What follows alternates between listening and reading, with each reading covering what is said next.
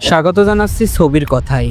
আজকের ভিডিওতে আমরা এক্সপ্লেইন করব দ্য লাস্ট অফ আস সিরিজের সিজন 1 এর এপিসোড 6। এর আগের এপিসোডে আমরা দেখেছিলাম জুল এবং ইলির সাথে হেনরি এবং স্যামের দেখা হয়েছিল।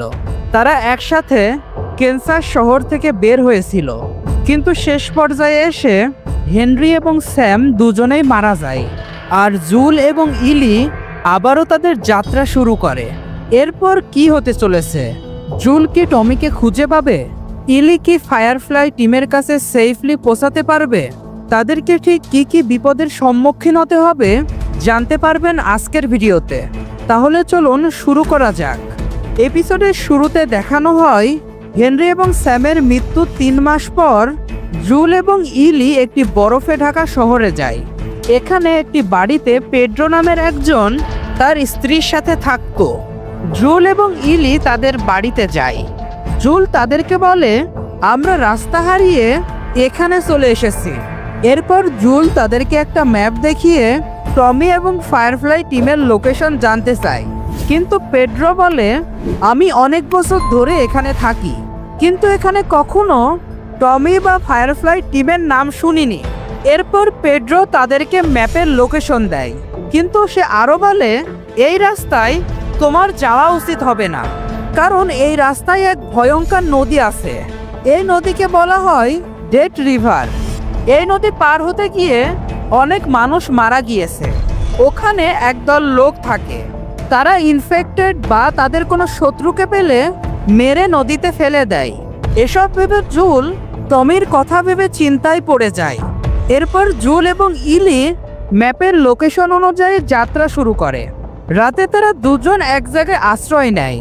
ইলি তখন জুলকে বলে, আমি স্যামকে বাঁচানোর জন্য আমার ব্লাড ওর ক্ষতস্থানে লাগিয়েছিলাম, কিন্তু তাতে কোনো লাভ হয়নি।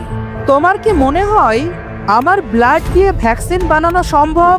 জুল বলে, তোমার ব্লাড দিয়ে ভ্যাকসিন বানানোর জন্য অনেক রিসার্চ করতে হবে, আর মার্লিন শিওর না হয়ে তোমাকে এখানে পাঠায়নি, তাই তুমি নিশ্চিন্তে থাকো।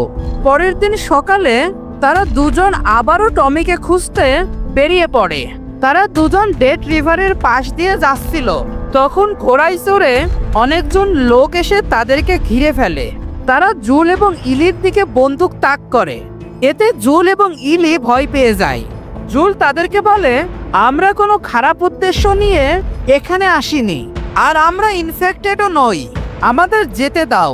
কিন্তু তারা জুল এবং ইলির ইনফেকশন টেস্ট করার জন্য একটি কুকুর নিয়ে আসে। কুকুরটি জুলকে চেক করে, কিন্তু যখন ইলির কাছে যায় তখন জুল ভয় পেয়ে যায়, কারণ ইলি আগে থেকে ইনফেক্টেড ছিল। কিন্তু কুকুরটি ইলির সাথে খেলতে শুরু করে। এরপর তাদের লিডার মারিয়া জুলকে জিজ্ঞেস করে, তোমরা এখানে কেন এসেছো? আমি আমার ভাই টমিকে খুঁজতে এসেছি। এটা শুনে মারিয়া জুল এবং ইলিকে জ্যাকসন টাউনে নিয়ে যায়। সেখানে পুরো পৃথিবী থেকে বিচ্ছিন্ন হয়ে কিছু মানুষ সুখে শান্তিতে বসবাস করত। টমিও সেখানেই থাকতো। এতদিন পর জুল এবং টমি একে অপরকে দেখতে পেয়ে অনেক খুশি হয়। টমি জানায় সে অনেক বছর আগে এই শহরে এসেছিল। এরপর মারিয়াকে বিয়ে করে এখানেই থাকতে শুরু করে। এখন মারিয়া প্রেগনেন্ট, আর তারা দুজন এই টাউনে খুব নিশ্চিন্তে থাকছে। রাতে জুল টমিকে ইলির ব্যাপারে সবকিছু জানায়। ট্রেসের মৃত্যু, ইলির ইনফেক্টেড হওয়া, ফায়ারফ্লাই টিমকে খুঁজে বের করে ভ্যাকসিন তৈরির চেষ্টা, সবকিছু বলে। এরপর জুল টমিকে রিকোয়েস্ট করে ইলিকে ফায়ারফ্লাই টিমের কাছে পৌঁছে দেওয়ার জন্য। টমি প্রথমে রাজি হয় না, কিন্তু পরে জুলের রিকোয়েস্ট শুনে টমি রাজি হয়। এরপর জুল ইলিকে বলে, কাল তোমাকে টমি ফায়ারফ্লাই টিমের কাছে নিয়ে যাবে। এটা শুনে ইলি রেগে যায়। ইলি বলে, আজ পর্যন্ত আমার যতজন মানুষের সাথে দেখা হয়েছিল তারা হয় মরে গিয়েছে, নয়তো আমাকে ছেড়ে চলে গিয়েছে। আজ তুমিও আমাকে ছেড়ে চলে যাচ্ছ। এসব শুনে জুল ইলির রুম থেকে চলে যায়। পরের দিন সকালে ইলি টমির সাথে ফায়ারফ্লাই টিমের কাছে যাওয়ার জন্য তৈরি হয়, কিন্তু তারা ঘোড়া নিতে এসে দেখতে পায় জুল আগে থেকেই সেখানে দাঁড়িয়ে আছে, কারণ জুল ইলির কথা শুনে তার সিদ্ধান্ত পরিবর্তন করেছে। এরপর টমির থেকে বিদায় নিয়ে জুল ইলিকে নিয়ে ফায়ারফ্লাই টিমকে খুঁজতে বেরিয়ে পড়ে। এরপর তারা দুজন ফায়ারফ্লাই টিমের লোকেশনে পৌঁছে যায়, কিন্তু সেখানে কেউই ছিল না। তারা এখানে আসার আগেই ফায়ারফ্লাই টিমের সবাই এখান থেকে চলে গিয়েছে। ইলি একটা ম্যাপ দেখতে পায়। জুল বলে তারা হয়তো এই রাস্তা দিয়েই গিয়েছে, তারা বেশি দূর যাওয়ার আগেই আমাদের যেতে হবে।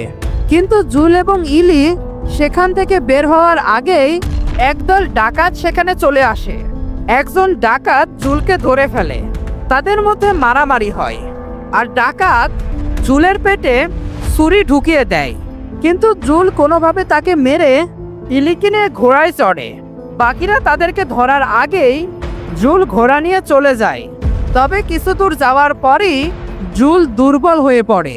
জুল ঘোড়া থেকে নিচে পড়ে যায়, জুলের জ্ঞান হারায়, আর ইলি তার পাশে বসে কাঁদতে থাকে। আর এখানেই এই এপিসোডের সমাপ্তি ঘটে। আজকের ভিডিও এখানেই শেষ করছি। ভালো লাগলে লাইক দিন এবং কমেন্ট করে আপনার মতামত জানান।